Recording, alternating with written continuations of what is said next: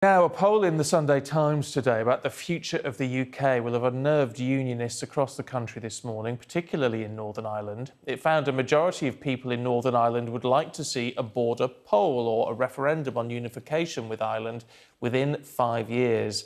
44% didn't think this should happen within 5 years. 48%, meanwhile, think it's likely that Northern Ireland will vote for unification with Ireland within a decade. And that's more than the 44% who think that's unlikely. Well, we're joined by the perfect person to discuss this, Northern Ireland's First Minister and DUP leader, Arlene Foster. Good to see you this morning. Look, in terms of this poll, this must have you worried, surely.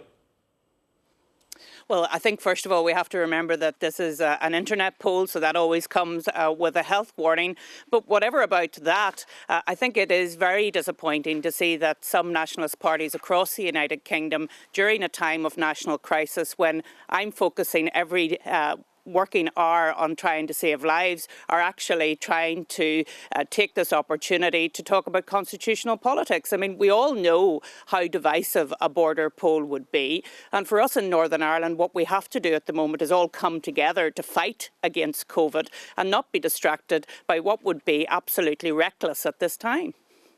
We are going to talk about COVID in just a moment, but in terms of it being divisive, I mean, is it really? I mean, the long-standing rule has always been, hasn't it, that if a majority of people wanted a referendum, then a referendum would happen. Are you dead against that now? No, it's not that I'm dead against it. I can argue for a United Kingdom every day of the week because, of course, the arguments are rational, they're logical, and they will win through. And I mean, nobody's suggesting, not even this poll is suggesting, that we would lose in that if there was a border poll. But of course, it would be incredibly divisive. And I think most people in Northern Ireland want us to deal with what's in front of us at present. And of course, what's in front of us is dealing with a pandemic and actually settling down in Northern Ireland. We only came back into devolution after 3 years out of devolution in January of last year, therefore, and then we came into the pandemic in March.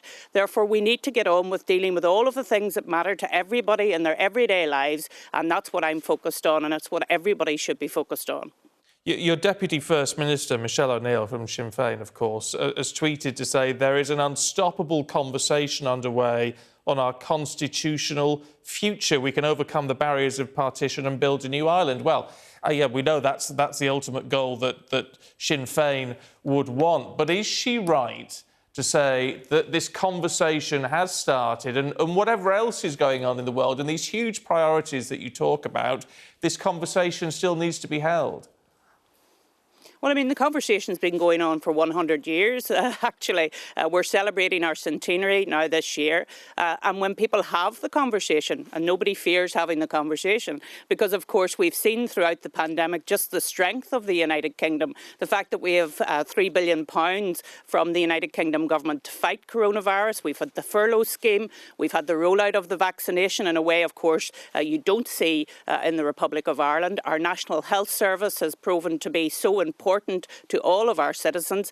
And then, of course, because we're under such incredible pressure at the moment in our National Health Service, our military can provide that backup that we've received just last week. And when I spoke to the Defence Minister just on Friday, Ben Wallace, he was very clear that if we needed any further assistance, we could have that assistance. So there, in a very tangible way, is actually the strength of the United Kingdom.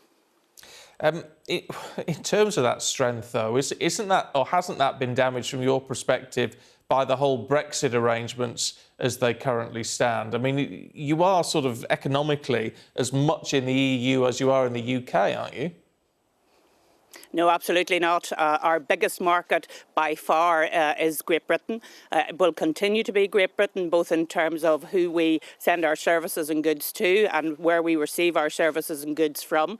There are, of course, difficulties with the protocol, difficulties which we warned about when it was envisaged and put through in Parliament. However, we're working with our government to make sure that we overcome those difficulties, and whether it's in relation to VAT on second-hand cars or tariff on steel or indeed parcels coming into Northern Ireland, we have to work through those difficulties and make sure that we find a solution.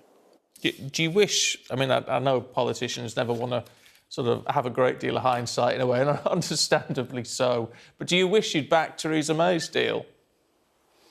No, absolutely not, because of course Theresa May's deal would have left us in the EU customs union and indeed the single market forever. If you remember, the Attorney General Geoffrey Cox at that time said that we would not have any escape route from any EU customs union or indeed the single market. So I think people are having a little bit of revisionism around Theresa May's deal, but they should revisit it and see what it meant for us in Northern Ireland, and I think they will come to the conclusion that it certainly was not a better deal.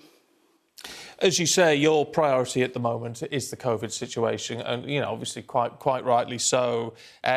You've said that restrictions are going to be extended until March the 5th, I think. I mean, your health minister says it's unrealistic for those restrictions to necessarily end at that point. Do you agree with him?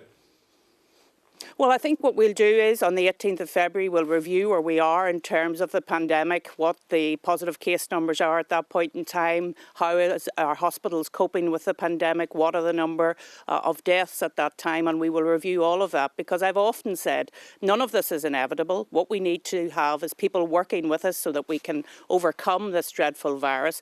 And now that we have the vaccine programme running out so effectively in Northern Ireland, that gives a lot of hope for people in the future. So we just need to keep working together and make sure that we get to the end of this journey and make sure that we get through it so that we can rebuild our economy and society here in Northern Ireland. It's going to be a hugely difficult few weeks ahead, though, isn't it? Because we know hospitals in Northern Ireland are already under tremendous strain. Hospital admissions we expect to peak some point in the next 8 to 10 days. The number requiring intensive care treatment is expected to continue to increase for more than a fortnight now. I mean, what are you doing to help ease, if you can, any of the pressure on hospitals and ICUs? Well, it's very important that the community realises the pressure on our hospitals and support our health service workers and recognise the pressure and sacrifice that they're making for the community at large. And in doing so, they must keep to the restrictions and keep doing what they have been doing. I mean, there's only a tiny minority of people, and I think this is true across the United Kingdom, who are breaking the restrictions. So it's important that we all stick together, but also recognise the help that we are getting from the military, who are sending in extra resources into our hospital. And again, as I said, Ben Wallace said that if we needed any further help in relation to that, he would be willing to do that. And I think that's really good for us in Northern Ireland to know that there is an extra resource there if we need it. But in terms of planning forward, you've got to look at what's happened in the past. The head of the BMA in Northern Ireland says hospital staff are exhausted and demoralised. And he said this phase will stand out as one where we could have planned better. Are you talking to people like him to see how you can change that planning moving forward? Well, look, I think everybody recognises, and I noticed the Health Secretary was saying this as well at the beginning of your programme, that we are dealing with a novel virus. Therefore, there's no textbook as to how we deal with this matter. We're learning all the time in relation to how we combat this virus. And of course, we're speaking to everyone who has a voice in relation to these issues so that we can plan better. But let us hope, given that we have the vaccine in place here now, that we can move forward in a more positive way. Yes, there will be new variants, and we'll have to cope with that. But one of the benefits, again, of being in the United Kingdom is that we're part of COG UK, which is the COVID-19 genomic testing regime.